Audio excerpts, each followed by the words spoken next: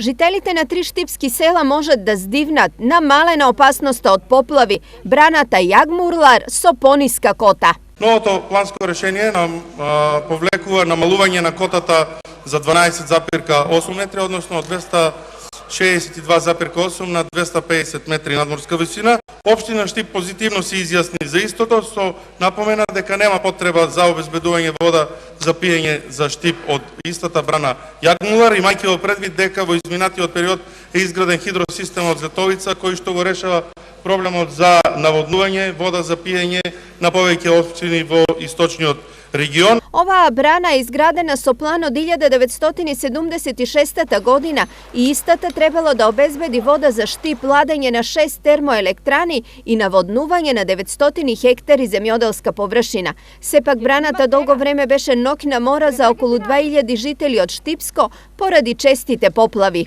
Ова планско решение представуваше проблем за голем број на граѓани на Штип, имајќи предвид дека се поплавуваше славното ново село во Штип и целокупните оние индустријски објекти кои што се наоѓаат на потегот на патот Штип према Радовиш, и поплавување на средно училиште Искра, живинарска фарма, кланица, дистилерија, поплавување на 3 села, Пенуш, Тестемелци и Доброшани.